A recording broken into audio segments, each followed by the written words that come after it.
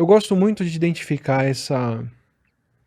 esses, essas canaletas que a gente tem no cérebro, como a gente pensa, como a gente faz, e como diferentes coisas podem cair na mesma canaleta e usar o mesmo método de operação. Tem muita coisa que você está me citando aqui que me soa como algo religioso em relação ao trabalho. Então, o acúmulo de bens vinha ali do puritanismo, de uma vertente bem particular do catolicismo até, né, ou do cristianismo, mentira, do cristianismo. Eu sou péssimo para qualificar essas coisas, mas, né, essa vertente do acúmulo, do valor, está no que você produz, em você abrir mão de benesses e de curtir a vida para ser uma pessoa regrada, que não pode curtir as boas coisas sem ter uma penitência. Então você tem que acumular e produzir e abrir mão de viver a parte boa do trabalho e só focar na atividade dela. Tem muito valor religioso aí no meio, né? Me fala um pouquinho de como essa relação de trabalho moderno, do empreendedorismo, desse lance dos valores individuais, dessas coisas. Quantos paralelos dá para fazer entre isso e fé, religião, ou a maneira como a gente constrói uma imagem ao redor de valores abstratos, assim? Não, você tem toda a razão em levantar esse ponto, porque de fato ele é orgânico dentro do debate, né?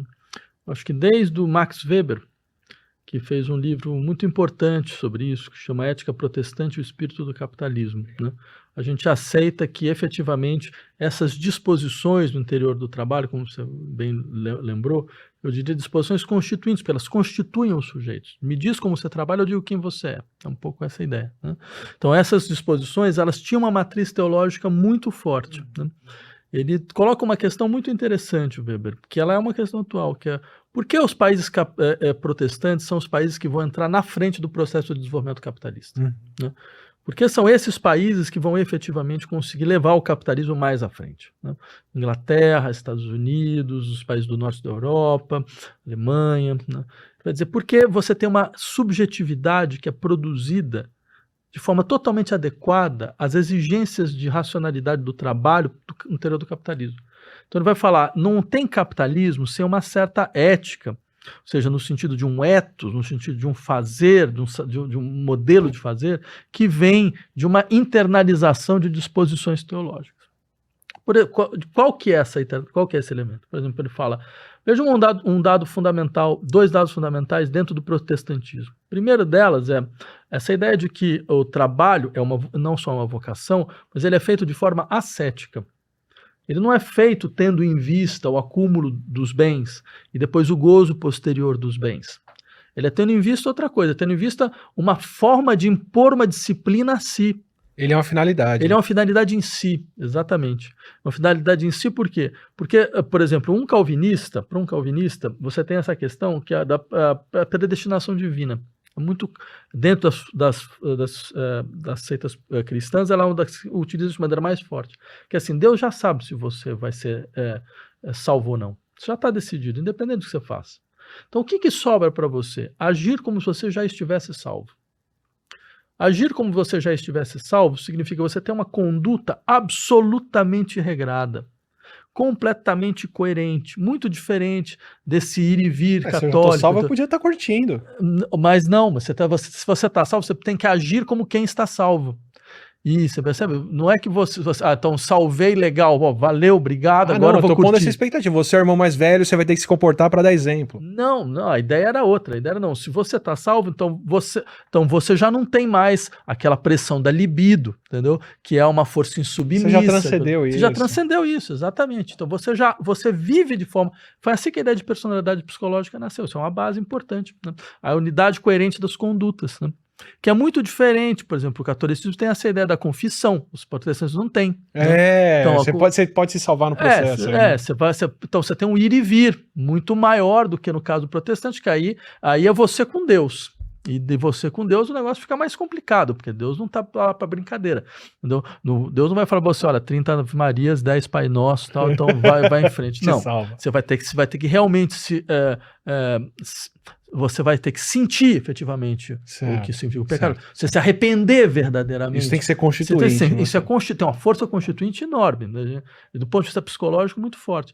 E um dos elementos fundamentais é isso. Então, se você tem essa disposição, então o trabalho ele é feito de forma como uma realização pessoal, e ele não é feito do ponto de vista, não, eu vou chegar, acumular, e depois isso aí eu vou para uma ilha, eu vou curtir. Não, porque não faz sentido. Você percebe? Em sentido algum. Por isso que você tem todas essas figuras, por exemplo, de certos milionários, até ainda hoje, que tem distração protestante, que o cara tem uma vida absolutamente regrada, entendeu? Sabe? Tipo Warren Buffett, né? Não gasto com nada, tem o mesmo carro faz 15 anos, 20 anos, não sei, porque é imoral. É imoral você acabou de me dar uma diferença enorme, que eu ia começar perguntando, por isso que o pessoal do Walmart, por exemplo, não sabia como lidar com brasileiros quando veio para cá da primeira vez, mas...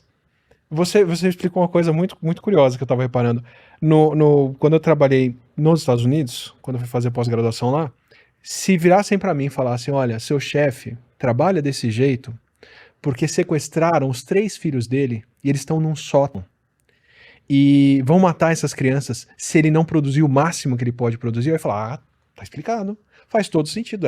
Agora sim, essa pessoa trabalha desse jeito por causa disso. Eu ia achar totalmente aceitável, porque essa era a dedicação ao trabalhar ali, que se esperava de todo mundo. Em compensação aqui, a conversa que eu ouço toda vez, em qualquer lugar de trabalho, é sempre o que a pessoa vai fazer quando ela se aposentar. Não, eu tô juntando dinheiro, vou ter um sítio, ter uma lagoinha lá, minha família é de não sei onde, eu vou voltar pra lá, ou vou ter uma casa na praia. É o que você vai fazer com a loteria, é sempre como você vai desfrutar do que você tá juntando ali, e não se você vai continuar até seus 200 bilhões dirigindo Honda Fit. Então você percebe, esse é um dado interessante, porque isso mostra que é necessário uma certa disposição ética que vai produzir um trabalho compulsivo, ascético e compulsivo. É claro que isso é feito, a gente sempre gosta de perguntar contra o que as coisas são feitas, né? Obrigado. É claro que isso é feito contra um certo tipo de funcionamento, né, digamos, do desejo, que vai contra uma certa ideia de salvação. Entendeu?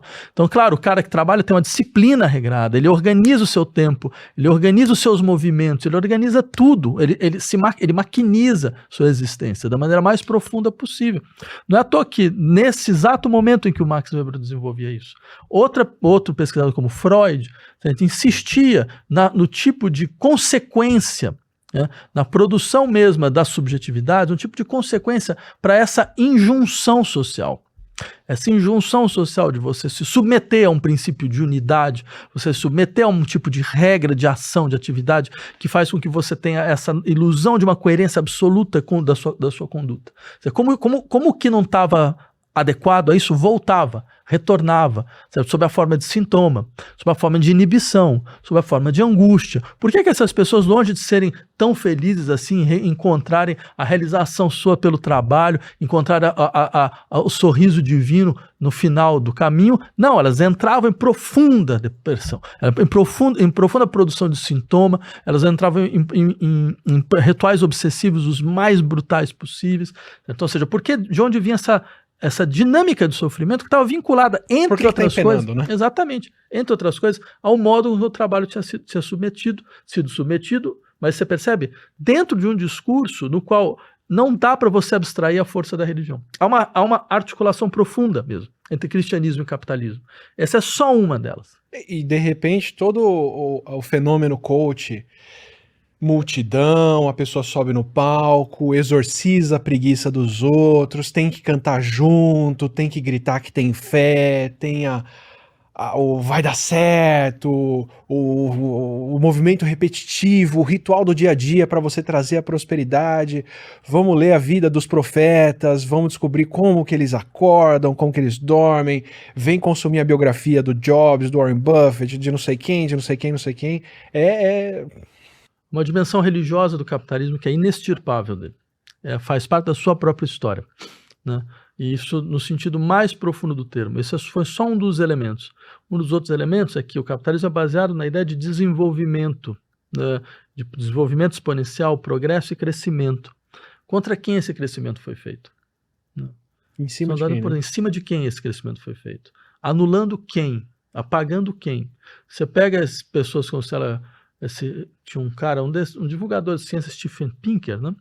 Estava falando sobre, não, mas veja como nossa sociedade, ela é uma sociedade onde o número de pessoas felizes, o máximo de felicidade para o máximo de pessoas, como o progresso nos permitiu ter uma série de benesses, como essa que a gente tem agora, todo esse desenvolvimento tecnológico nos permite estar aqui conversando, tem ar-condicionado, tem tudo, ou seja, mas eu diria, isto é um discurso de vencedor, é um discurso dos vencedores, um discurso onde você não se pergunta assim, mas qual... E o preço Sim. que aqueles que você não reconhecia como sujeitos a esse progresso tiveram que pagar? E as destruições dessas que nós naturalizamos? E todas as formas de vida que foram apagadas, brutalizadas, destroçadas, escravizadas. Isso é um elemento importante para que a gente possa entender. Ainda mais um país como o Brasil, onde a relação entre progresso e violência é enorme. É constituinte da nossa história. E ainda hoje ela funciona dessa forma. Ainda hoje, a gente estava falando do Celso Furtado, alguém como o Celso Furtado insistia, sabe qual é o problema dessa noção de progresso? Entre outras coisas, ela nunca será para todo mundo. Ela não foi feita para ser para todo mundo, não há como ela ser para todo mundo. Porque se ela for para todo mundo, no grau onde a gente está, a gente entra em colapso ambiental em 3 semanas. Assim, se todo mundo resolver ter um padrão de vida europeu, para nem dizer americano, o mundo acabou. Entre outras coisas, né? Então isso mostra como esse desenvolvimento foi um mito. O mito de que as sociedades que elas estão em processo de subdesenvolvimento conseguiriam se desenvolver é um mito tão grande, porque o livro que eu estou falando, o mito do desenvolvimento econômico, que chama o mito do desenvolvimento econômico, foi escrito no começo dos anos 70. De lá até hoje, nenhum país que era subdesenvolvido se tornou desenvolvido. Nenhum. Percebe? Assim, só para eu ser ainda mais preciso, só tem 2 casos onde algo parecido ocorreu. Primeiro, a Coreia do Sul, que é um país em guerra. É um país tecnicamente em guerra. Então recebe uma série de subsídios pelo fato de estar em guerra. E uma lógica, você aplica a lógica da guerra no interior da sociedade. Outra é Israel, que é um país que também está em guerra. Entendeu? Já se organiza como a partir da lógica da guerra. São sociedades militarizadas, né? Ou seja, fora isso, ninguém se desenvolveu. Por quê? Porque o povo é mais atrasado, porque o pessoal trabalha pouco, porque ninguém gosta de trabalhar, ou porque o sistema tal no qual a gente está integrado, ele obriga que você tenha uma parte do sistema que não esteja desenvolvida. Porque é fundamental para que ele funcione, só pode funcionar assim. Primeiro você impede, você vai controlando os processos de consumo. Então, se você generalizar, o globo entra em colapso. E segundo, você tem dinâmicas de exploração que são fundamentais nesse sentido. Quer dizer, você acreditar que o Brasil é o país do futuro e continua sendo por décadas sem chegar naquele futuro, é você acreditar num cenário que não tem como ser concretizado aqui e ter uma grande desculpa para aceitar essa situação miserável que muita gente aqui tem e que não vai se resolver enquanto você perseguir aquilo. Você acredita em unicórnio? Alguém já viu? É a mesma coisa. Não, e o Brasil não vai ser um país desenvolvido não porque tem algum tipo de problema na sua população, não é porque o povo trabalha, o povo mais preguiçoso, o povo trabalha mal, todo esse tipo de coisa. Muito pelo contrário, eu tenho dificuldade em encontrar um povo que trabalha tanto quanto o povo brasileiro. É natural você ver pessoas que têm 2, 3 trabalhos ao mesmo tempo. Uma coisa absolutamente inacreditável a disposição que se tem. Porque é um país que inova pouco. Isso é completamente falso. Completamente falso. Você tem um processo de inovação muito forte. O fato é que você não tem basta você ter um mínimo de investimento, você tem grandes produções. Não é essa a questão. A questão é que estruturalmente nós estamos num lugar que ele é marcado por isso. Nós precisamos ficar nesse lugar para que o resto funcione. Entendeu? Para que o resto funcione. Por quê? Veja, você precisa de um espaço no qual você tenha um avanço, digamos, da extração do valor da terra, né? O Brasil virou a grande fazenda do mundo, né? Todo mundo fala, não, mas é impossível sustentar isso, há toda uma pressão internacional pelos custos ecológicos disso. Sim, mas por um lado você tem a pressão internacional, por outro, as pessoas continuam comprando, os mesmos países continuam comprando do mesmo jeito, que eles precisam. Eles precisam. Eles só não sabem como lidar com a contradição do fato de eles precisarem uma coisa que uma parte da população sabe que é destrutiva. É outra assim, coisa. né? Como é que você aceita madeira ou soja vindo do Brasil, né? A gente manda para onde? A gente manda para Samoa Ocidental? A soja vai para onde? Vai para Madagascar? Não é, entendeu? Então, ou seja, é interessante, tem esse lado. Tem um outro lado que as economias elas estão completamente conectadas. O processo produtivo brasileiro é um processo produtivo que não é de brasileiros, não é de propriedade de brasileiros. Muito pelo contrário, você tem estruturas multinacionais que se constituem o nosso parque produtivo. E mesmo as empresas brasileiras, elas estão completamente embrincadas dentro do processo. Embraer, empresas como essa. Você vai ver quem produz as peças, de onde vem, entendeu? Então, ou seja, é o Brasil mesmo que produz. Então, ou seja, você está dentro desse processo, e para esse processo funcionar, não é possível, por exemplo, que a classe trabalhadora ela tenha o mesmo tipo de rendimento em todo quanto é lugar. Não é possível que os custos da produção sejam os mesmos. Então, o que você faz? Você precisa desses países, que eles continuem assim. E eles vão sempre continuar assim. E para eles continuarem assim, você vai precisar de um processo dentro desse país, no qual um setor do país entra numa situação de desenvolvimento. Um setor. E o resto cai. Você tem que ter um case de sucesso. Exatamente, você tem que ter um case de sucesso. Falou muito bem. Porque aí os outros vão olhar e falar, putz, mas dá, não dá? Olha lá, tá lá, o meu amigo que estava lá na faculdade não conseguiu isso.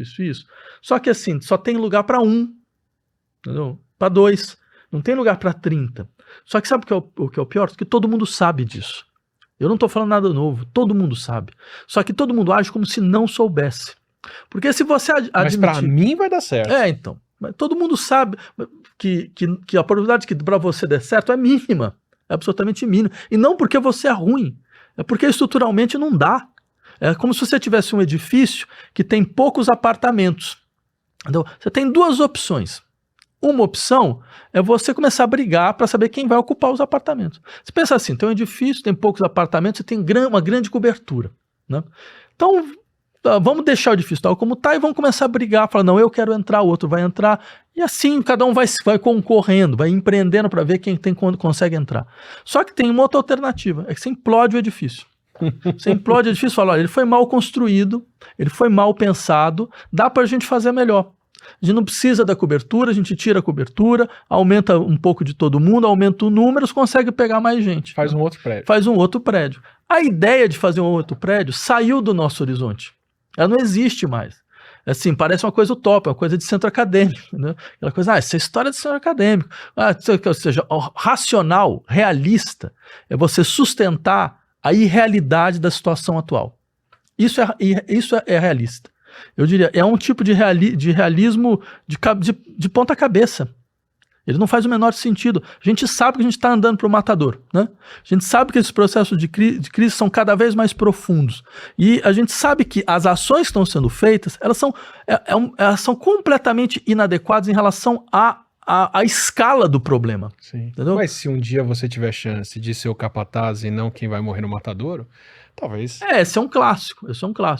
É um clássico terrível, que consiste em você pegar, inclusive, pessoas que fizeram parte de classes muito espoliadas, e falar, não, mas tem espaço para tudo. E não tem. Tem espaço para mais 2 ou 3. Mas você integra. E integra criando a ilusão de que não, o sistema ele consegue integrar melhor do que ele integra agora. Mas ele não consegue entregar.